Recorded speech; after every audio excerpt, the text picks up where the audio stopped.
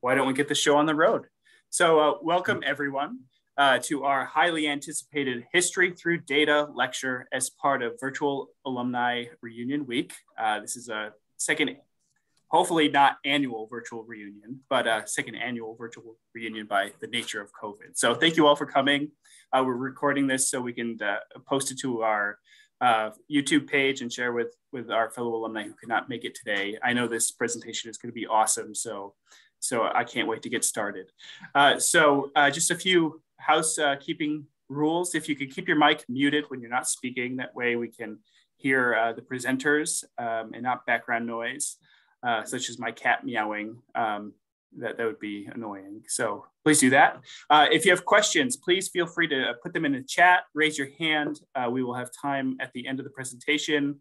I know that Daniel and Kevin have some audience participation. They're going to ask you a couple questions, so please feel free to participate. That makes this kind of thing a lot of fun. So without further ado, I'd like to introduce Phil Mizer, the Dean of the School of Business and Liberal Arts at SUNY Canton. He's been with us since 2018. He had a great career at SUNY Potsdam as a faculty member in politics. No one better to introduce Dan and Kevin, our speakers tonight, than Dr. Phil Mizer.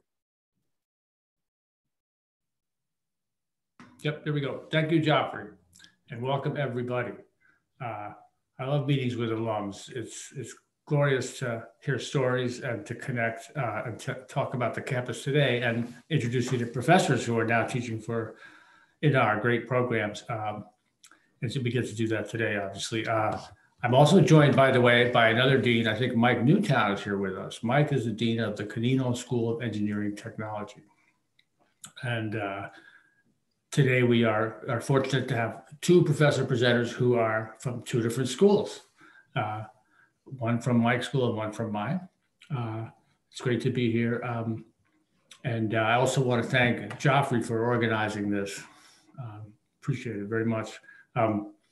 Yes, so Daniel McLane is a professor of sociology in the School of Business and Liberal Arts and Social Sciences Department, and teaches research methods, teaches sociology of disaster. So interesting stuff, and similarly interesting is talented, mostly talented is Kevin McAdoo, mathematician, but also knows about solar readiness, so solar readiness training. And together they're going to talk about history through data. So thank you all. Thank you very much. Thank you, Dean Mizer. And thank you, Dean Newtown. Thank you to everybody for being here. If you notice, I'm looking to my left. It's to see our panel of esteemed guests. Really are glad that you're here and going to try to give you a sense of what we do as professors in programs that we'll talk a little bit about this later. Programs where nobody majors in history, nobody majors in sociology, nobody majors in mathematics here, but these courses are still valuable. Yep. So we both actually teach in classes that don't have programs, but what we're planning to do is show you the context that we can help our students understand so that they can use this in their other classes and use it as they move forward and get jobs in the 21st century. So the theme of tonight is context and connections and how we're preparing our students for the 21st century. So we've already, you'll forgive me for stepping off screen every now and then. We've already introduced ourselves briefly, or Dean Mizer did. So I have a PhD in sociology from Colorado State University. My background before the PhD was in international development. I work in Latin America, and what I tell my nieces and nephews is that I'm really concerned with how people from poor areas can become less poor and not pollute everything around them as they do it. So as you can see, I'm Professor McAdoo. I have a master's in mathematics from SUNY Albany. And before I actually was a lecturer here, I was working at Fort Drum with the solar array events that Phil was talking about. So I have a kind of like an engineering background with my math background. So when Kevin and I were talking to each other about what we wanted to talk about, what kind of good news we had for alumni about the work that we're doing here at SUNY Canton, we want to let you know that we met initially by collaborating on a project where I had collected some data. I had a student approach me in class saying, really interested in sociology, super, super smart individual. She said, I'd like to find out what kind of findings might be in that data. I'd never had a chance to crunch it. I'd never had a chance to look at it. And I said to her, the problem is I don't really know how to do that with this type of data. So I went and found Kevin. Yeah, and so we actually ended up doing a lot of work with Kaylee. We ended up doing some more advanced, we had to do a little bit more advanced statistics with her because wasn't really covered in her intro stats class. But it's good. She actually presented at, I think it was the honors presentation. And she did great. What we found was that there was some errors in the way that I had collected the data. We found some interesting things, but it also gave Kaylee a sense of connecting to us as scholars and at the idea of how do we do research.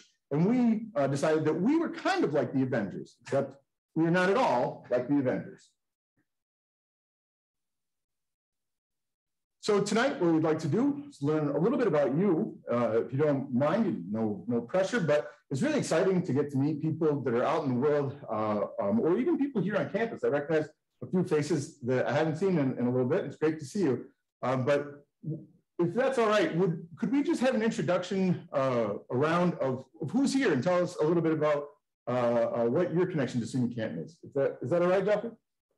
Absolutely. I guess I'll moderate that and call on people's names. If you can unmic, that'd be great. If you don't unmic, I guess we'll just move on. So first, I'm Joffrey Vanderwood, Director of Plan Giving and Development with the Foundation, and I'm super excited to be here.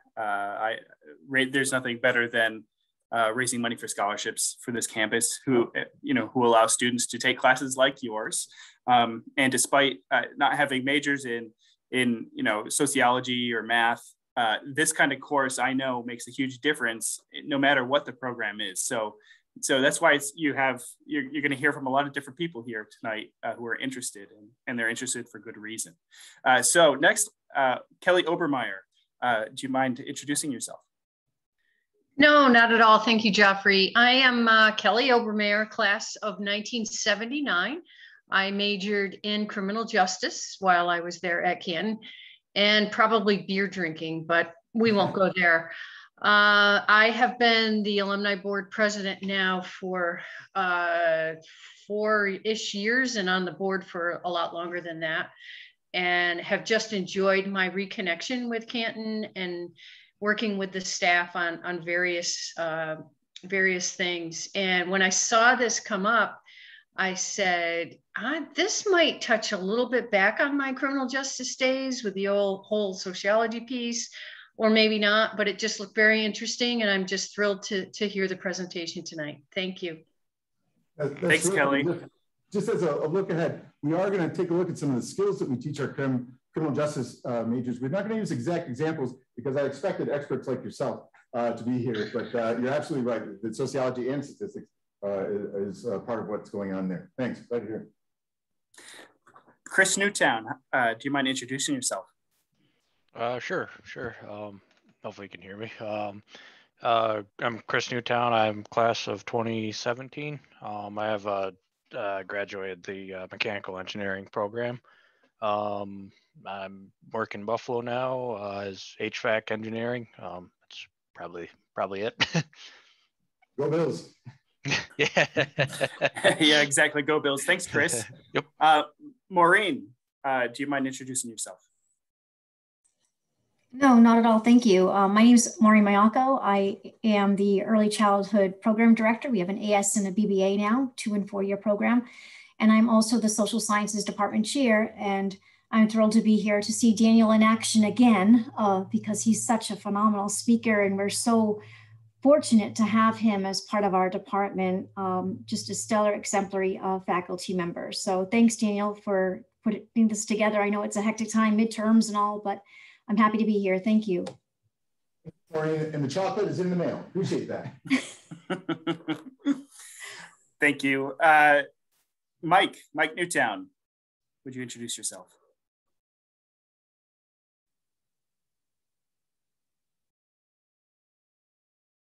Mike may be having technical difficulties, so we'll move on to Pat Snell. Right here, Joffrey. Oh, sorry. I'm not watching at the desk. I'm watching on the TV, so I'm a long ways from the computer. Okay. All right, Mike, you go ahead, and Pat will be to you next.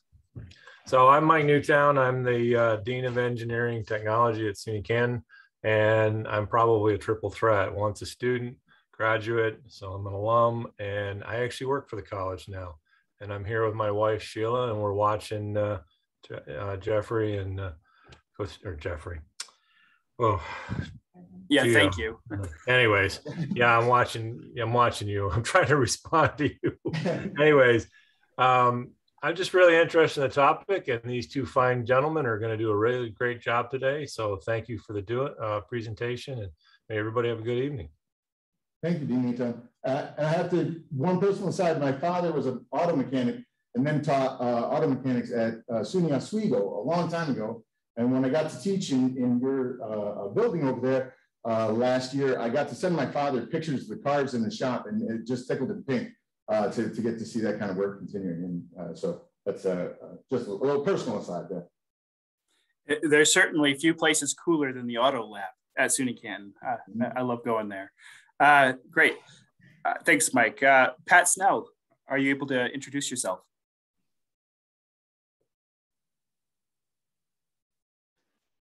Yeah, I'm Pat Snell. I'm electrical technology, 1962. Went on to Arizona State and then Air Force Institute of Technology, and enlisted in the Air Force, retired after 24 years as a lieutenant colonel. I remember taking a sociology course at Canton about the time that conservatives were starting to come along, and I forgot the professor's name, but he was memorable for me. So it was Rollo Wicks. Is that the name? Rollo Wicks? Yep. Yeah. That was him for sure. He had his own book. Is that why we were in Wicks Hall? Forgive my ignorance. Yeah, absolutely. So sociologist, woo! Perfect spot. Thank you for your service, sir. And yeah, I'm excited to have fun, or at least memorable ideas of sociology. Appreciate that. And I think, Pat, you're joining us from Texas, so you're probably the furthest away in the cyberspace highway. We almost had a ringside seat today for the space shot. It was 400 miles out to the west, but the weather was good for there, and we're good. Terrific. Great. Well, thank you for joining us, Pat. Thank you. Okay, Phil, we've already heard from you. So Reed A, are you with us? Can you introduce yourself?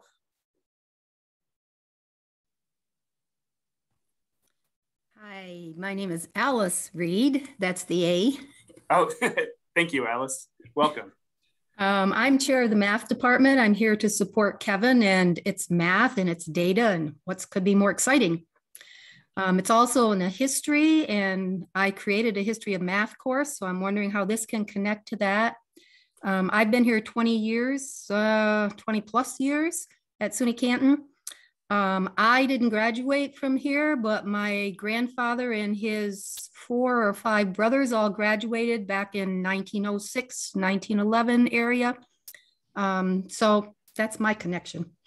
That's an amazing connection. Wow. Well, thank you for joining us, Alice. And let's see, Sarah Hartman, would you like to introduce yourself? Certainly. I'm Sarah Hartman. I currently work for the Canton College Foundation Alumni Association. I've been with the foundation for about 3 years now, and I am an alumni, class of 01.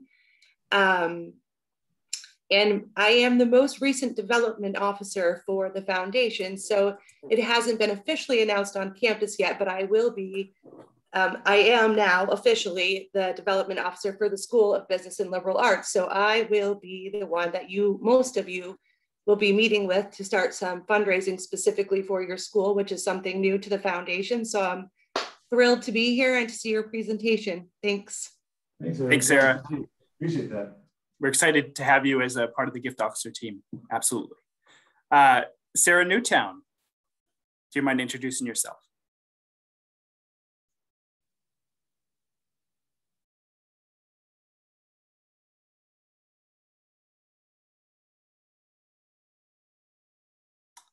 I think you may have just lost connection. So I guess I think that's everybody. So I guess if you'd like to move on to the next step. Thank you all for getting on camera and talking. I know it's, for some folks, that's a hard thing, especially at 7 o'clock at night after a long day. Yeah. So as we mentioned, we're excited to have you here tonight, and it's, we both really enjoy the opportunity to teach at a college like a university like SUNY and a college like Canton, because we get to see anywhere from, I don't know, 80 to 150 different students moving through our classes every semester. And it's quite an opportunity that some of them stick around, and we have a new major in sociology, and we have a new minor in sociology. Yep, and we have a minor in mathematics as well. But we wanted to tell you a little bit about the skills that we give students that they can connect to other classes, and the context that we can help them provide for knowledge and data that they're getting in other classes. That's what sociology and mathematics, we think, does pretty well. So let me just exit out of here. Again, pretty cool. Sorry about that. So here's our other, I really enjoy the visual possibilities that exist. When we sent everybody home, here we are in SUNY Canton, here in Northern New York. Both Kevin and I are upstate New York boys. And for me, growing up around the Utica area, I was born in '74. My first job after graduating from SUNY Bennington was in a factory in Utica that was in the process of moving to North Carolina. The farms were failing, the factories were closing. My mother was a teacher, my dad was a mechanic. And I got really interested in the question of that I said before of how can we teach? How can I find a job here? And that was difficult. But also look at the amazing resources that are here. Look at the amazing people that are here. And I started to see commonalities as I moved around the world between upstate New York, my background, and Kevin and I have talked about this in other places in the world. And Kevin was talking a little bit about his love initially for mathematics. Yeah. So I apologize to the Red Sox fans out there, but I am a Yankees fan. So that is actually where I actually started my statistical pursuits. So I actually did a statistics of baseball presentation back in high school. And I was always interested in the statistics of baseball because a lot of times you just assume like the team that gets the more runs obviously is going to win, but that isn't telling you the whole picture. And so I was always interested in, well, so what is making a team a good team, a bad team? So obviously you just can't score 20 runs every game to win the game because it's not possible. So you had to look into the statistics more. So that's where I was interested in. But Dan actually had a different view when he was interested in looking into any kind of data or any kind of statistics. And we both emphasized the idea of the context and the connections. But with my work in Latin America, I thought it was a really important skill for me to, if I have a student who never again takes another sociology class, what skills can I give them to enter into the 21st century marketplace? How can I give them a sense of how big the world is, how complicated the world is, but not in such a way that they are shut down from the enormity of the perils that face us as a planet, or the difficulties that we have talking to each other in a society. My quote we mentioned here about the conservative versus liberal idea, and sociology as a discipline has gone back and forth and back and forth. And my quote for my students is I have no interest in them leaving thinking the same thing as me, but I have every interest in them leaving thinking. And to do that, Kevin and I are going to look at a few simple examples of how we look at the stories that are hidden in data. To do that, Kevin, you want to narrate us through this? Yep. So we're actually looking at down here on your, what would be your x-axis for those math people is income. And for those math people over here on the, this is the vertical, would be your y-axis. And what we're seeing is through time. So time is playing through. So it's almost like a third thing's happening. We're seeing a bunch of countries designated by different colors for different regions as they go through time. And what we're noticing, well, something just happened there. Yeah. And then we can actually watch this. Well, go. Does anyone want to take a guess? So here we are. We're the turn of the century, 1905. Life is getting longer. Ooh, India takes a dip there. But we're heading into a bold new era of human longevity. And suddenly, there's a big dip. Does anyone have any ideas about that? if you're putting it, if you're initially placing it in World War I, you're on the right track. It was World War I coming out. Who got? The flu. Yeah, yes. That's right. And being nicer, what was not the official title of the flu, but what was it called at the time? It's still historically. Spanish flu. Right. Exactly. Yep. The text, yeah. And called the Spanish flu, not necessarily because of where it originated, but because of the political impulse to make sure that this was not associated with the possibility that it may have, although there's no evidence for this, but belonged to the US or remember, this is a world at war. The challenge for this world at war was these were countries that had no interest in telling each other how sick they were. I mean, this is a problem that Kevin and I talked about with our students of access to data still for countries. I'm going to pick on our good friends over in Russia and their sure. So we go here. Let's see. That's too many. Okay. But when Kevin and I use a tool like this, one of the things that we really enjoy is getting our students. This looks overwhelming. Let's before we lose our students, let's just do Russia.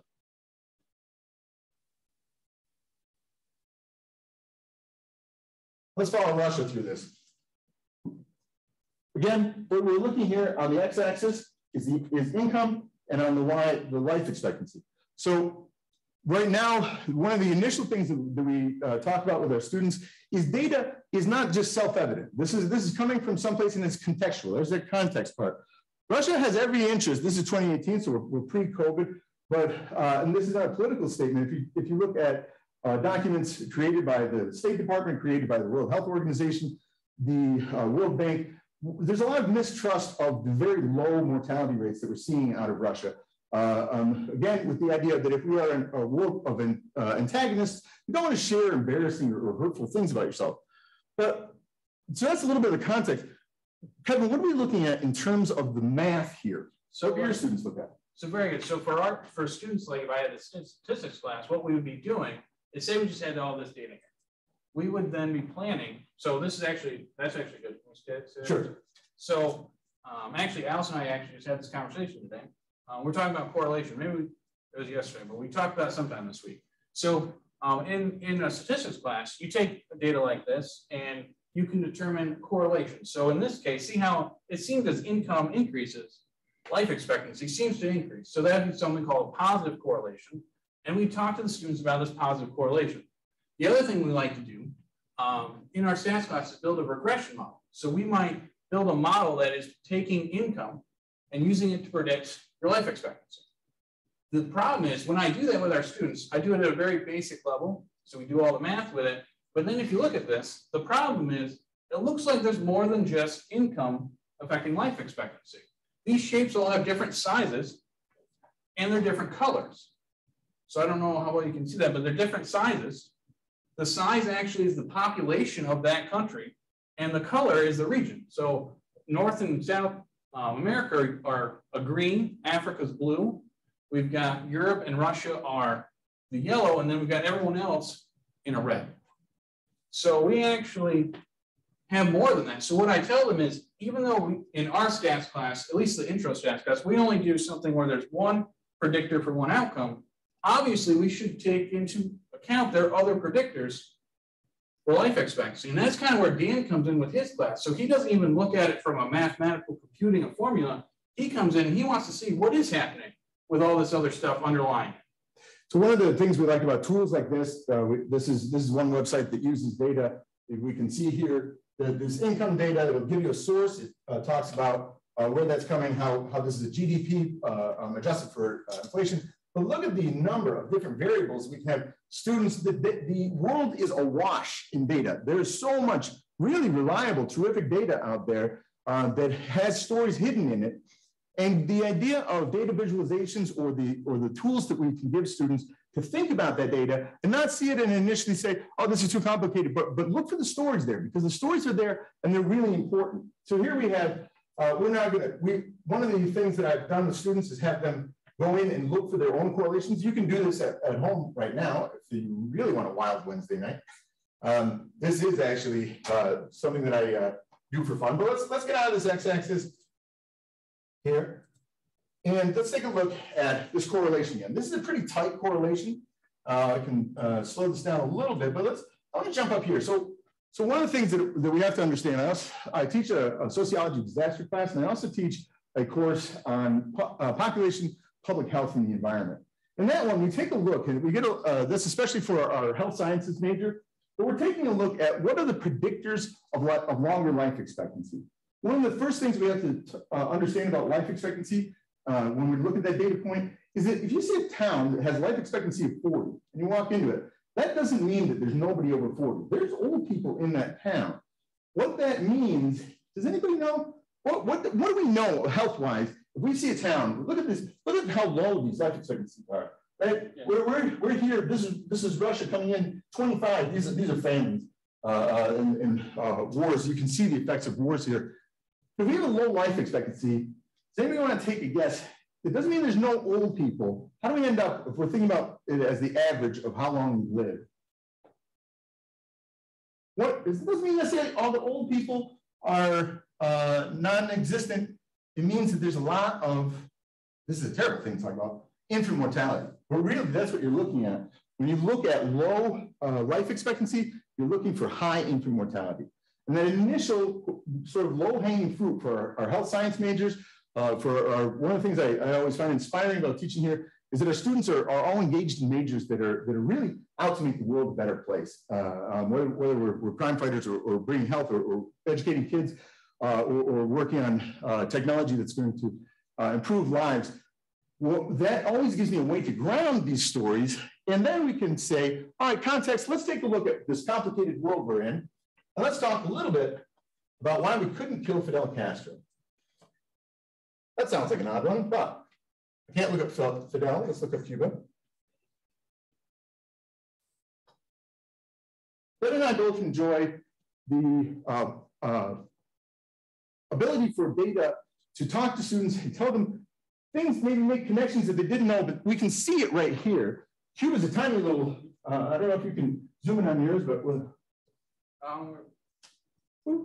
you cannot move the video while people are spotlighted. Okay. So much for that. Oh, right, I got it. Cuba, where'd you go? Hold on. So Cuba, really, what I'm interested in is getting back to Cuba.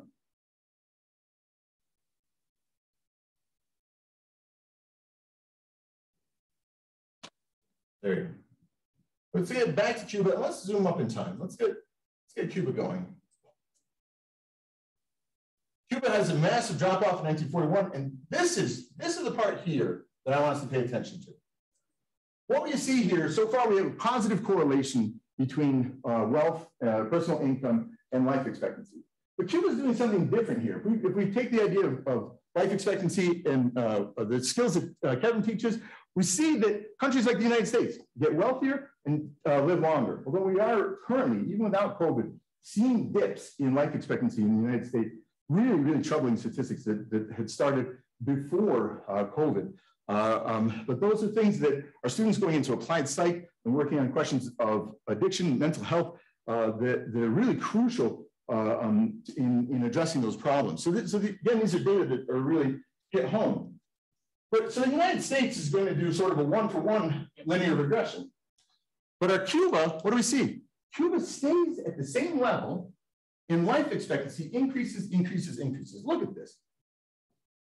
If you are living in Cuba, all right, I've gone back to 1799, but let's jump up to here. We're at here. If we are living in Cuba, over time, over a 30-year period, a 40-year period, your life expectancy doubles, triples. This begins before Fidel Castro, but it continues after, and it doesn't seem to have anything to do with their wealth. I switched it to Nicaragua. Okay. Here we go. Look at Cuba. Look at this race it's on. Its life expectancy actually continues to increase even as it becomes poorer. When I talk to my students about this, and now having achieved, where are we on this? Look at that, 77, right? Cuba gets up to 78.4. That's a, forgive me for not zooming in, I'm afraid to lose it. But that 78.4 is at a per person income of 69.10, right? Again, that's adjusted. That's not a lot of money.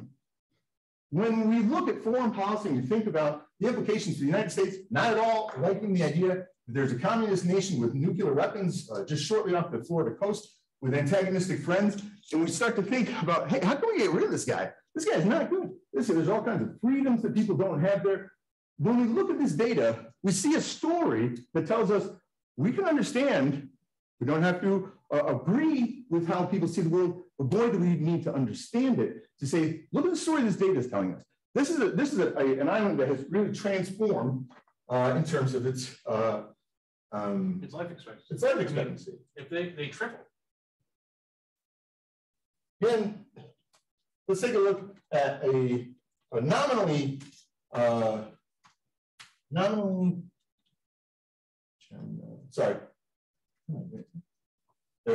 nominally communist country here in China.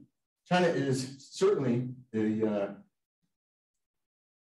big guy on the block here. And let's watch this. China is going through a really interesting phase in its development.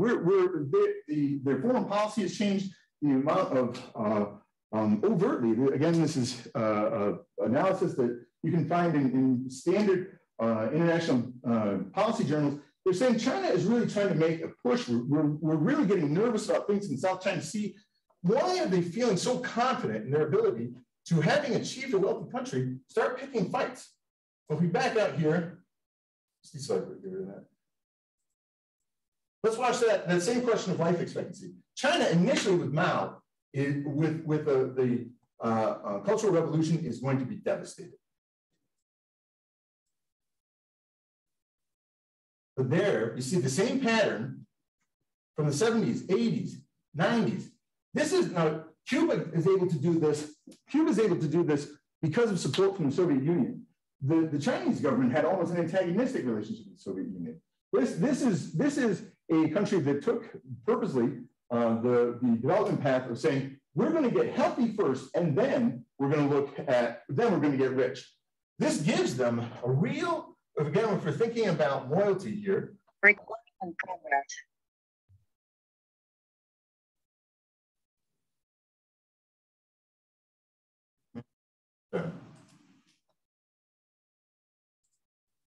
That's too much.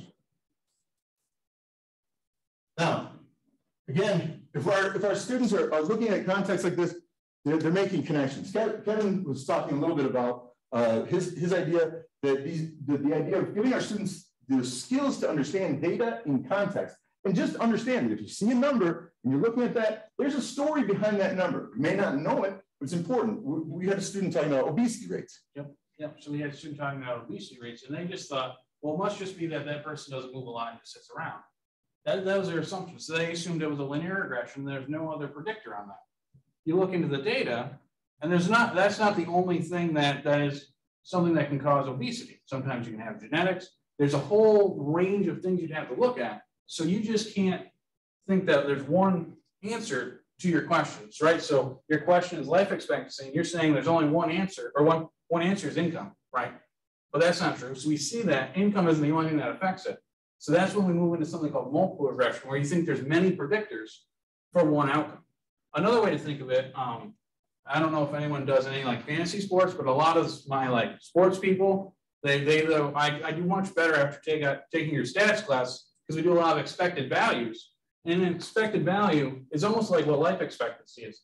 If you say the life expectancy is 78, you expect everyone in the population to get to 78. It doesn't happen, but you expect that to be what the outcome is going to be. It'd be like if you say, we expect this player to score 2.5 runs in a baseball game. It's not possible to score 2.5, but it's basically what the middle or the average turns out to be. So where we want to land when our students, they may pass out of mathematics or social 101, and they may never take a social science or mathematics class again, but we really are proud to be part of a university that's giving them skills to begin asking questions. I think that we agree that probably the best thing we can teach our students is how to ask. There's a phrase that's going around a lot now saying, do your own research. Couldn't agree more. Teaching research methods, and Kevin and I, the work that we do interdisciplinarily, getting our students ready for the 21st century to be asking these questions, whether they're looking at homicide rates, whether they're looking at life expectancy, whether here in my course on population, we just look at why do some countries continue to have babies and others not? It's a really interesting and puzzling question. It has implications for education, has implications for elder care. These are the things, this is the world that our students are entering into with our terrific programs in criminology, education, engineering, and we're sending them out into the world. So we are really proud of the work that faculty do here at SUNY Canton that have no programs, but we think we're really helping them to get that context and connections. I just really have to go back out to space. There we are. Any questions about our teaching or our work here, or why am I a Yankees fan? Well, thank you. If you have any questions, please feel free to just unmute yourself and ask, or you can type it in the chat.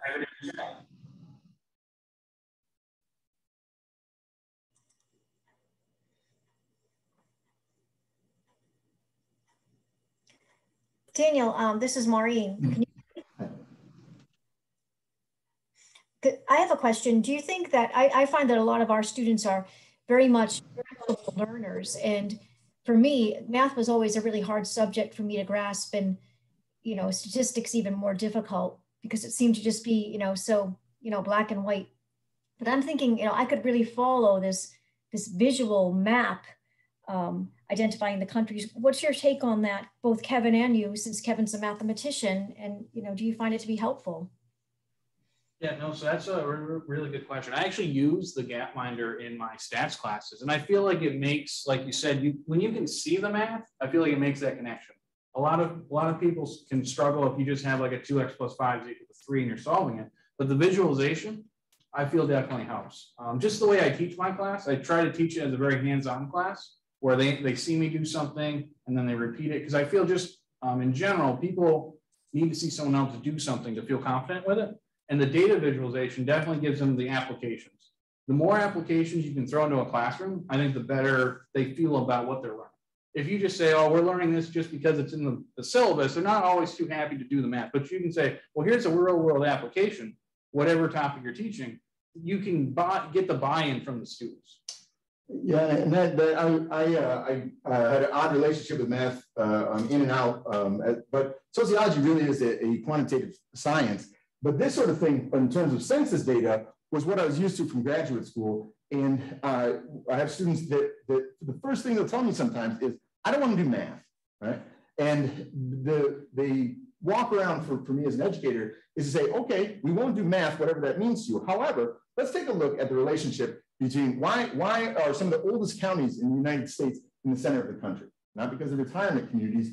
We can look at a data visualization of some of the same work from the census and see the counties, like the ones where I grew up, are getting older. This is having real implications for elder care, things like this. That visual thing, I think, for our students is intuitive. You're doing math, but looking at it. I have to say, So Maureen, the challenge with tools like this, that the census is wrestling with, that the World Bank is wrestling with, is that at the same time that they are making this data extremely accessible to people that otherwise would be blocked by the idea of mathematics, we're still figuring out the way for it to work for visually impaired students. If we go back to that Gapminder, this is an organization. If you're colorblind or have quite a high, well, relatively high number of Americans have some form of colorblindness or do at some point in their life, having these different colors is really going to be challenging. It's something that Gapminder is an organization that takes data that's out there and they focus on these sorts of visualizations. But the technology right now exists for me to narrate a story to students, but to get students able to explore and ask their own questions and poke around and find their own things. That's really when the light goes on, I think. So it's a challenge, but it's worth the effort for the entirety of higher ed to figure out how do we do that? How do we make this accessible and also accessible? Thank you.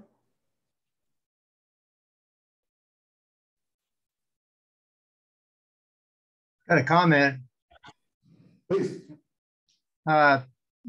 You know, looking at the math, you look at the country as a whole, like Texas doesn't have any income tax. And you wonder why so many people are leaving California and New York. Well, I think there's a little tax problem there. And we've gained 2 more congressional seats this year because of the number of people who have come in. And companies are moving their headquarters here from California and other places. So exactly the type of questions that like I said, working at Chicago Pneumatic in Utica, as the factory literally was closing down around me to move to North Carolina, I definitely saw the impact of these variables, including tax policy. And so what I think that's exciting for students is if I have thoughts, I have findings, and I present my research, but getting students to be able to investigate themselves and say, I think that really why people move to Denver isn't tax policy, it's good coffee or legal marijuana or these different drivers. Buffalo's having a renaissance, right? Downtown Buffalo is doing really well.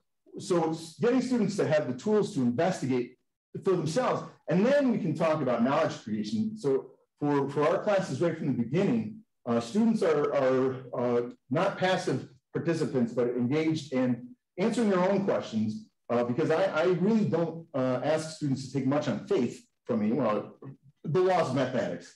But past that, we really want them to be able to say, what's a valuable source? How do I look at some data and see perhaps a correlation between tax policy, population growth in Texas, California? The other thing I look for there is natural disasters. California is constantly in the midst of it. You make a good point about that state level data being aggregated into national level data.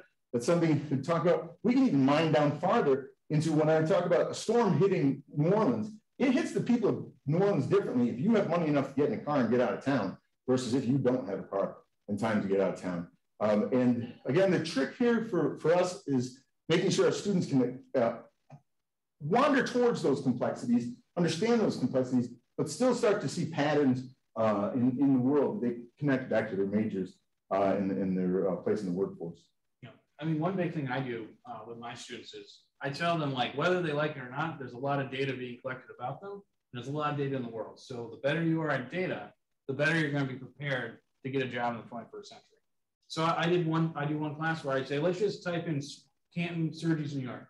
You type that in, first thing you get is a little bar graph that shows the times when it's busy and when it's not. And I was like, so everyone here can read this data. You can see that this is when it's busy, this is when it's not. We're using data and data visualization every single day in our lives. It's just sometimes they don't realize they're doing it. So sometimes in a stats class, they're like, well, I'm confused with this graph. I was like, well, don't think of this as just some rigid graph we're making, but this is something telling you a story. And I usually will do something like that where we'll search something locally in Canton and use data to represent it. I have students right now, a student from Hartman. The students for their first exam have to, what I realized when we went remote was I really couldn't get into the idea of trying to monitor our students to make sure that they were not cheating. And so what I thought through were exams that said, instead of doing it that way, I have them tell me their hometown right in the first week, and then their first exam is going and asking sociological questions about their hometown. So there's not going to be a whole lot of ability to go online and Google a paper about Herman, New York, and bank closing. But that student gets to, it's harder. They initially, some students love it and immediately jump for it. Some students, there's some resistance. I am asking them to do more, but it gets easier as they go on. I have students, especially that take 2, 3 classes with me. They start to figure out what we're doing. And I know Kevin has some students, we talk every day, and students that you're deeply excited about where they're going with mathematics. Yep. No, it's actually, it's funny. I actually went to Herman Cow, so there isn't a lot of data to collect there. But anyways, there may be 500 people in Herman, but yeah, so it's the same thing. If you can get, I have one guy, he's in my class, he's on the hockey team. And so I just talked to him about hockey and statistics all day. And he's one of the ones that does fantasy. So basically when he learns that expected values, how they're predicting how well a player should do, he goes, oh, so I can use statistics in my life. I was like, yeah, I don't know if fantasy hockey is your life, but yes, you can use it. So like sometimes they get excited about just seeing it in their life.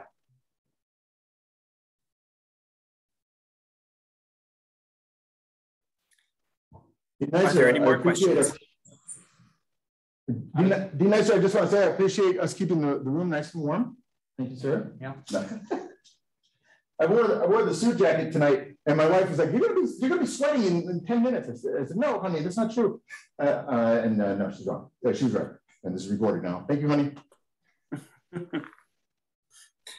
Well, are there any other questions for our presenters? Well, hearing none, I thank you both for the wonderful presentation. What you're doing is amazing, and this kind of data visualization is part of everyday life, and it's so important for our students to learn that. And I'm glad you could share that what they're learning with our alumni and fellow faculty and friends. So thank you again to Daniel and Kevin. Thank you to all the alumni who showed tonight. We're going to post it on YouTube if you want to watch it again sometime in the future. Just a shameless plug for the rest of our virtual alumni reunion week events. Tomorrow we have Matt Burnett giving a cool presentation on 3D printing in industry.